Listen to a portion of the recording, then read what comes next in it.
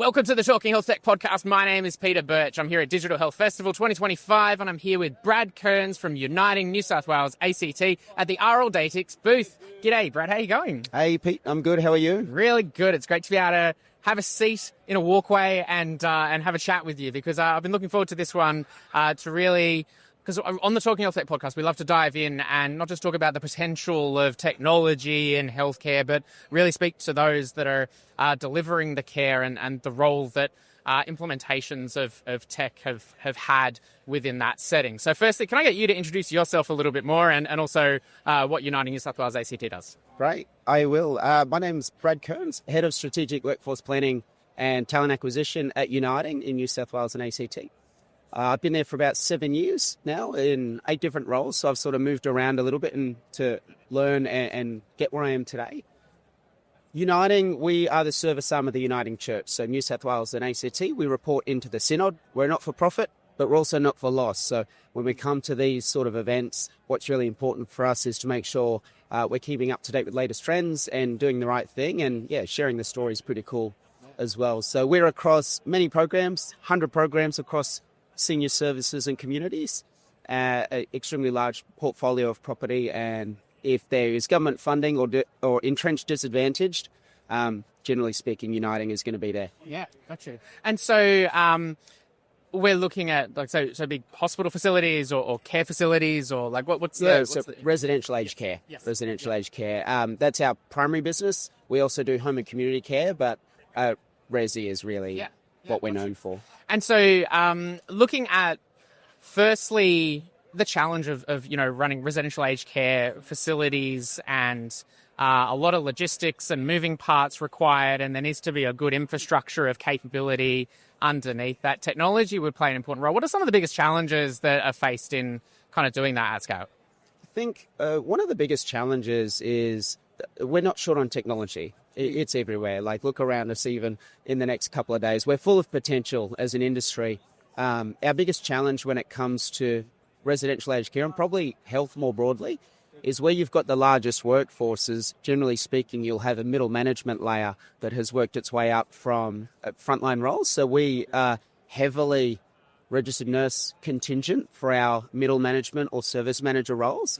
And I actually think technology is not our biggest opportunity. It's really working with our people and making sure they got the right skills and capabilities to leverage the technology. And, you can give someone who's never driven a car a Ferrari and they won't know what to do with it. So that's really important for us, I think. Yeah, I think that's, something we see all too often, that the types of implementations of technology within any care setting globally, it's certainly not a set and forget type thing. It's not something that someone jumps online and sets up and the thing kind of runs. You really need those strong partnerships with those technology providers. We're here at the RLDatix booth. Tell me a little bit more about working specifically with RLDatix and what you do at Uniting there. Yeah, great. So Uniting has been with RLDatix for a few years now. So we moved on from the roster-on system and we came across to the Optima platform.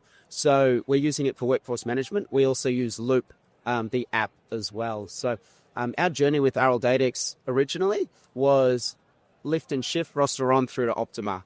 So what you said is absolutely right. We're really good at putting something in. Yes. We're probably not as good as an industry and certainly as an organization at embedding, making sure culture and practice are keeping up with the technology that's been implemented, and really ensuring we have a strong continuous improvement plan to make sure that we keep getting better, because it's not just about moving to the new system. We still learn things every single day that the system or the Ferrari can do that we had no idea about. So it's really making sure we stay current with the platform. Well, this is the thing, you don't change technology because you're looking for something to do, you do it because there's either a problem to solve, and you don't really want to switch out something that then just trades off one set of problems for a new set of problems. So what did that look like in terms of what needed to be addressed, and then start taking me through where it took you to? Yeah, absolutely. So for us, like I said, it's a workforce management solution, and what we lifted and shifted was rostering. So absolutely, we ended up with a system where a frontline person could produce a roster. It was compliant with payroll, compliant with our awards and all those processes. We did a really great job. And I guess to answer the question, what are the challenges? What often happens is when you implement a system, you get to the point of testing and then you figure out what your workarounds are and you learn to accept the workarounds and you just change the old workarounds for the new ones. And what often happens is the timeline of the program or the implementation project finishes and you haven't actually achieved the solution for those workarounds yet. So as a business, what you often find is people are sitting there going, well, I had good and bad things about the last system, got good and bad things about the new one. And what they actually want is, well, what is the plan to continuously improve this system? Yeah. And sometimes there can be real hard objective measures of like, well, what does good look like? You know, when you can say, well, this is what this measure was before and this is what it is now. And sometimes it's something more subjective, or it's like how it fits in culturally or what you feel like and all that kind of stuff. So what kind of measures did you use to look at like what things look like before and what success might look like now? Yeah, I love that. So what good looks like for us, that's actually something we keyed the phrase about 2 years ago because we didn't know what good looked like. So we came from the old system and what we thought good is that someone was paid correctly. So we weren't looking at the efficiency of a roster. We weren't looking at how the platform helped us achieve a higher percentage of automatic rostering. We weren't looking at the FTE it was taking to produce rostering. Yes. You know, in Uniting, we have over 70 people whose entire job is to produce a roster. Wow.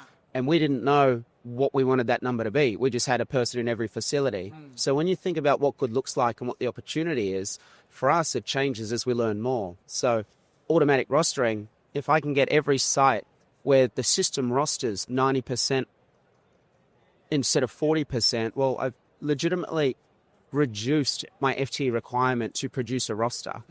So I think we're still learning what good looks like. We'll probably never get there because when you get good at something, what good looks like changes. Yeah. You're always chasing it down. It's almost like what does better look like, Absolutely. Right? Yeah. And so, Brad, I think about the technology. It doesn't operate in isolation. You know, when you talk about the rostering side of things, obviously there's information that's got to come in from certain areas, and also I think more broadly across multiple systems. There's something about the need for technology to be able to then tie in with other different parts of workflows and other solutions and things. Walk me through what things look like for you in terms of connecting all these bits and pieces of technology. Yeah. It's such a good point. So rostering or workforce management is just so interconnected as a process and a thought pattern with everything in terms of the value chain and the experience that you deliver your workforce. From the moment that you hire someone in residential aged care, they want a roster and they want it now. They want it to be consistent. They want to know how they book leave. They want to be able to do all these things. They want to change their availability and they want work to work for them.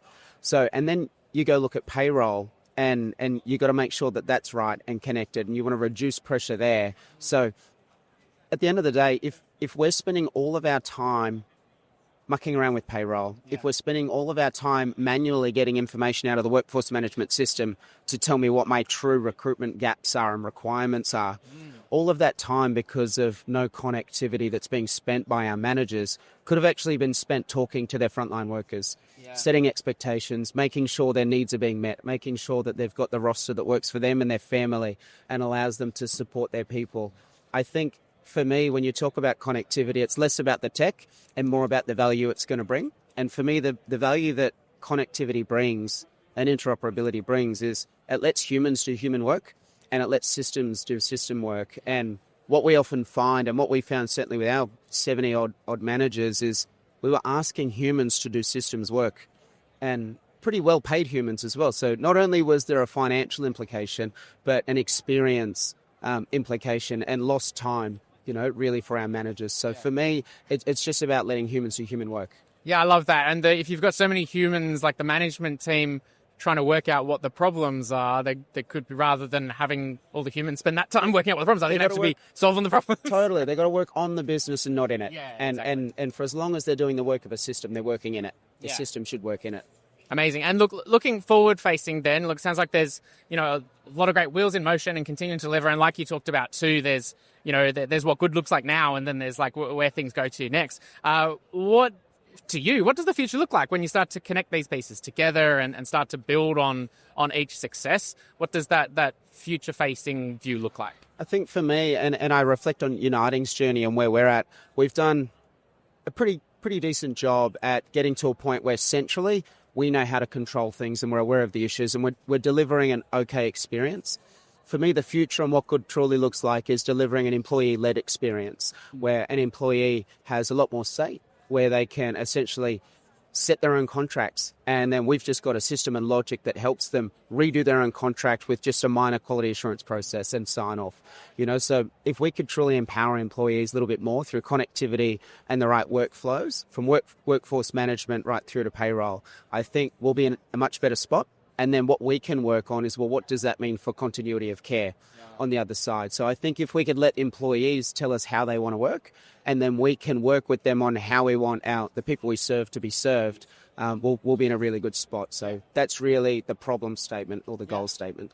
Love it, Brad. Well, I've really enjoyed this conversation and just getting to unpack a little bit more about like what the issue was and how we're going to address it and what the future looks like. So I really appreciate your time. Thanks so much. Awesome. Thanks, Pete. Cheers.